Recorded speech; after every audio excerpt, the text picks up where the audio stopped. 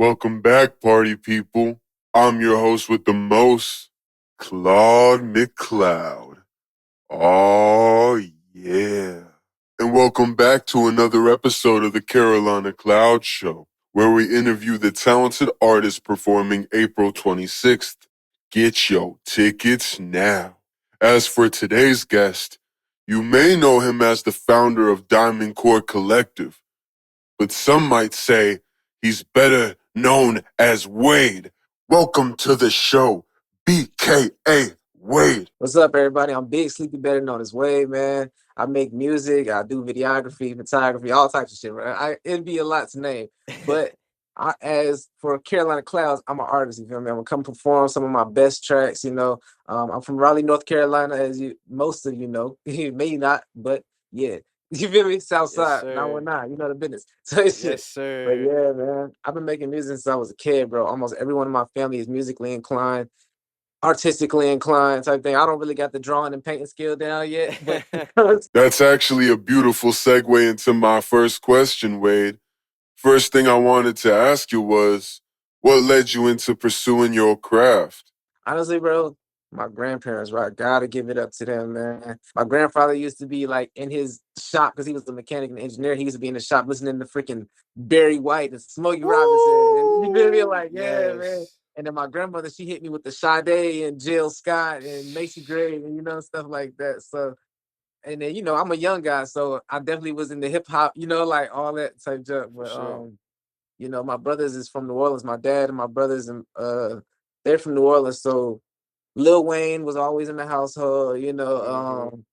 as I got older, young boy made his way there type thing. Yeah, yeah. But I try to stay in a lane that I like to consider like high vibes and chill vibes at the same time type shit. Like, so you can play this in a strip club, but you can also fuck your girl to my music. I feel that. I And you feel can that. smoke a blunt to it. You I feel feel- me? I'll keep that in mind for later. But as for now, let's pivot like we in the post. You touched on it a little bit just now in that last question, but let's expand on it a little. Who would you say are your biggest influences? Definitely my oldest brother.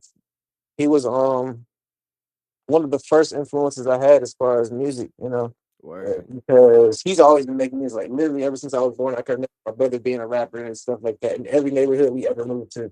And then he was from New Orleans, type thing, and that has Right. its own meaning. Yeah, like New Orleans has its own vibe as far as like history with music. So as I'm going on with my journey and paying attention to his as well, I felt like it was a segue, like you said, like just inspiration, complete inspirational background, bro. Like literally.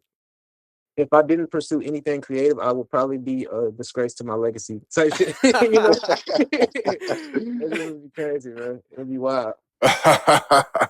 Well, it sounds like it's in your DNA. Next question I got for you, though. If you had to turn somebody into a fan with just one song, what song would it be? Ooh, so I ain't gonna lie. So I just recorded a new song like a couple days ago, man. It's called "Still Thuggin'." It's definitely one of the ones Ooh, that okay, yeah, it okay. hit different, right? It hit different. It's like in between the R&B vibes, but I went and put a little bit of like a like some 808s in there type thing. So Yeah. it hits for Okay. sure. Well, I hope we get the chance to hear it April 26th. That being said, what do you think is your favorite part about performing? Ooh. My favorite part about performing, all right, so going back to my oldest brother, my first time ever performing, I remember I was shy as shit. I'm standing in the middle of the stage with the mic. I'm like 8 years old, literally, bro, at a private school, a That's private Muslim school in crazy. Raleigh, North Carolina, bro. And I'm performing Even Angels Fall by Martina McBride.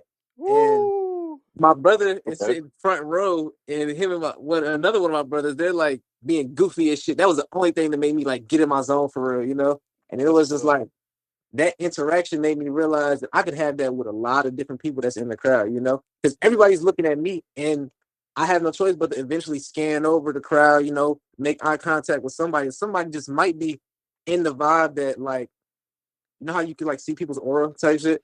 I think I get what you mean, but please explain to the people watching. I feel like when you're performing, we don't recognize how much aura we actually see when we're performing. And I think I pay attention to that a lot of the time when I'm performing. So you can be like, that's one of my favorite things, just to see where somebody's head at because you wear that shit on your face, bro. Like literally, if you feeling this shit, you like you smirking a little bit. If you're not feeling it, you like you know them girls that mean mug, and then the girls that's too cool to even smile. It's pretty funny though. I ain't gonna lie, it's pretty funny, but it's interesting, bro. That's probably my favorite part about performing. I see.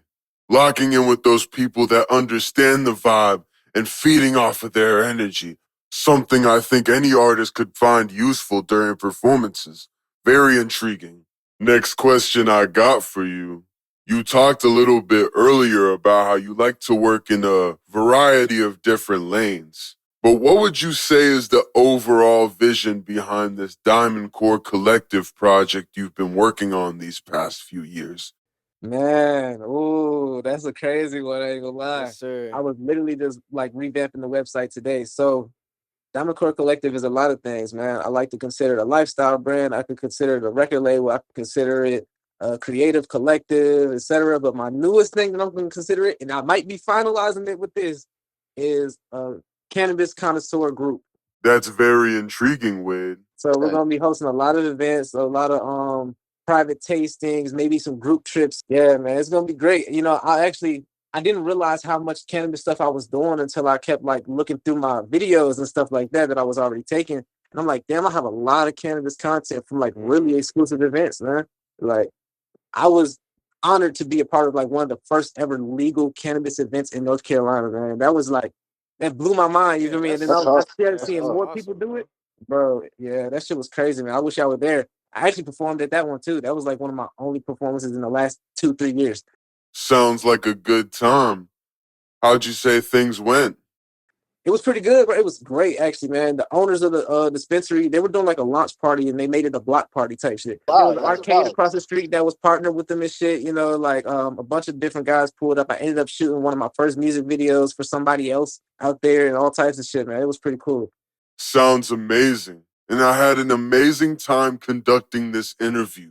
Before the show comes to its close, Wade, let the people know what you have in store for the future and plug your socials while you're at it too. All right, well, y'all can follow me at BKA.Wade on Instagram, man. Definitely reach out to me, man, if you want to work. I'm always open to collaborations. Just hit me up. Fucking my business page is Diamond Core Co. You know, it's a lot sometimes to remember that shit, but it's Diamond Core Co. You know, check it out. Check out my website, all that good shit, man. Just reach out to me. BKA Wade, ladies and gentlemen.